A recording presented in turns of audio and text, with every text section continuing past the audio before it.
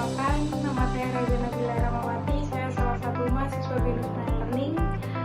Di sini saya akan presentasikan mengenai gagasan saya yang berjudul dengan pengembangan aplikasi sistem manajemen timesheet di PT Avos Technologies.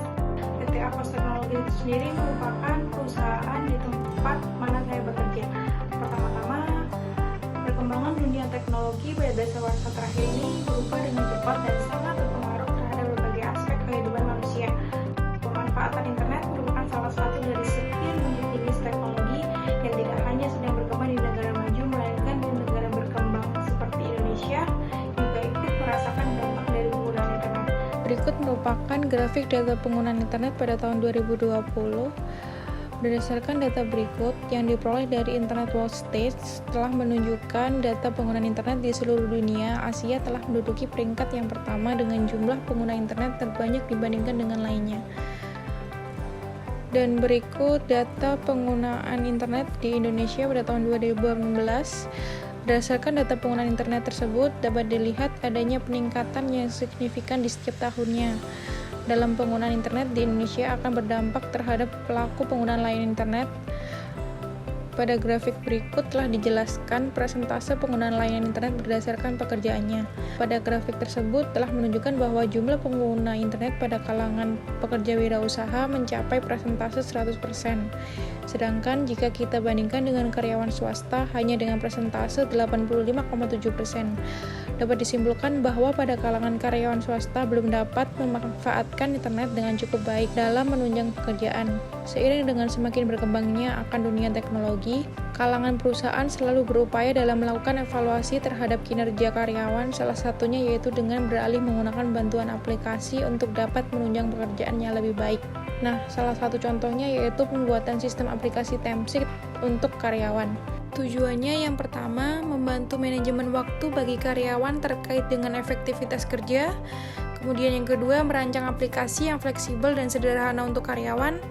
Kemudian meningkatkan akurasi dan ketepatan waktu dalam pengumpulan data, serta bisa memonitoring terkait dengan produktivitas karyawan. Manfaat dari perancangan aplikasi timesheet antara lain, yang pertama, memudahkan karyawan untuk melakukan pengisian timesheet, mempercepat dalam penyajian laporan, mengetahui produktivitas karyawan, mendapatkan reminder apabila karyawan belum melakukan pengisian timesheet. Kemudian membantu HR untuk mengelola payroll.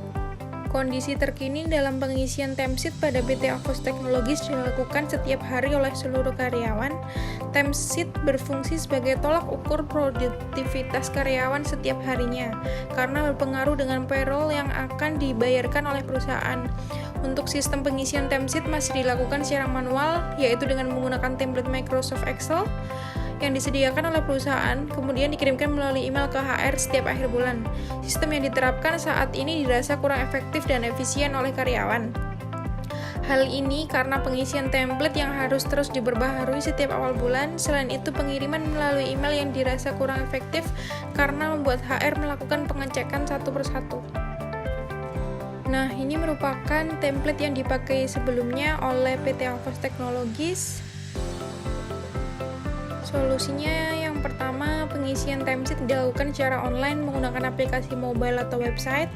Yang kedua, pemantauan jam kerja, waktu meeting, lembur dilakukan secara daring sehingga lebih fleksibel untuk menganalisis produktivitas karyawan. Yang ketiga, kelola payroll menjadi lebih efektif dan akurat karena data yang tersedia bersifat real time. Kemudian meminimalisir miskomunikasi apabila ada karyawan yang belum mengisi timesheet karena apabila belum mengisi akan muncul reminder. Kemudian meminimalisir penumpukan email masuk karena timesheet dialihkan menjadi aplikasi. Berikut gambaran rancangan aplikasi timesheet untuk versi mobile. Jadi untuk yang pertama ada logonya dari perusahaan Avos, yang kedua itu login menggunakan username dan password. Kemudian terdapat foto, nick, serta nama lengkap, juga profesi. Terus ada dashboard untuk bulan ini, untuk to-do-nya berapa, on progress-nya berapa, pending-nya berapa, dan juga yang done berapa. Nah, di situ ada pilihan menu, create timesheet, terus search timesheet, ada message sama ada tanggal. Ini untuk rancangan yang keempat. Jadi nanti create timesheet-nya mengisi project, terus summary-nya apa, due date-nya berapa, terus priority-nya apa, statusnya apa, ada target start sama target end, kemudian ada completion time, terus progress-nya berapa persen, bisa menambahkan picture, sama bisa menambahkan information, kemudian langsung diklik save.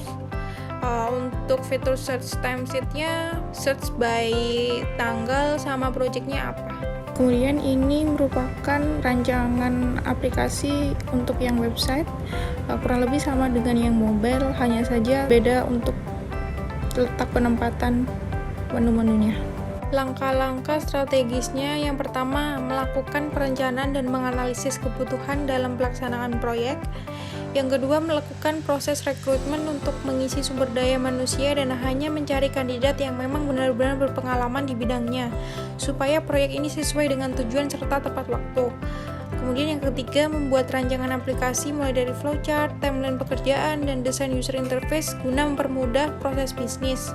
Kemudian yang keempat, proses pengerjaan diharapkan tepat waktu sesuai dengan timeline pekerjaan dan sumber daya manusia yang berperan dalam proyek ini mengerjakan sesuai dengan job desk masing-masing.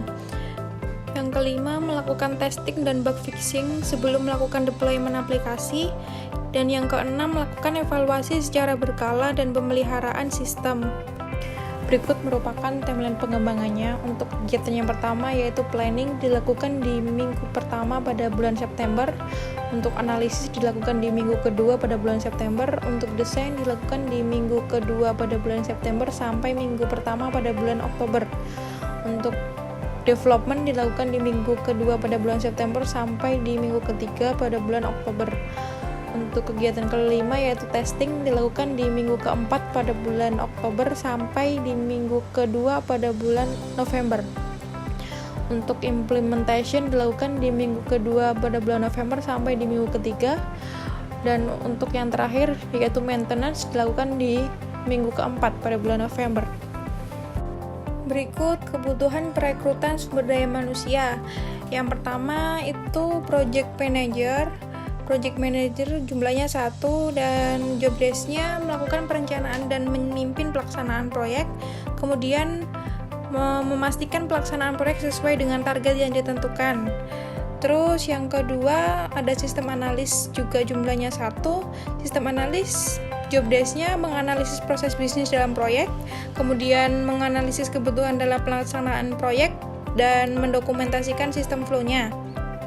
Kemudian yang ketiga ada database administrator. Itu job desk-nya mengelola database mulai MySQL, Oracle, dan PostgreSQL. Kemudian mengelola keamanan sistem database juga. Selanjutnya ada front-end web developer. Untuk job desk-nya membuat prototype user interface, terus menjamin kelayakan teknis dari desain UI UX.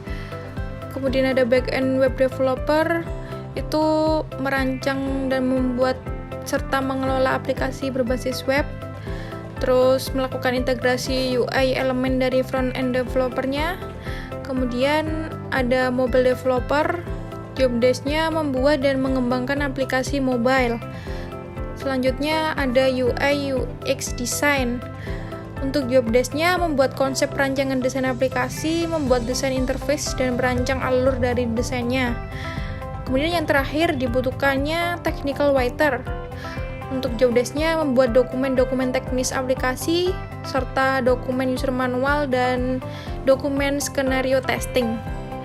Untuk jumlahnya, perekrutan sumber daya manusianya yang dibutuhkan ada 8.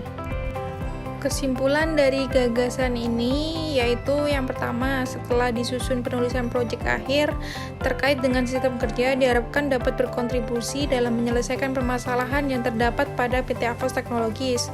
Kemudian sistem timesheet yang masih berjalan di PT Avos Technologies dengan menggunakan sistem manual yaitu dengan template Microsoft Excel yang dilakukan di setiap hari. Kemudian yang ketiga, penginputan dengan sistem manual sering membuat para karyawan merasa kurang efektif dan efisien karena mengirimkannya masih menggunakan email.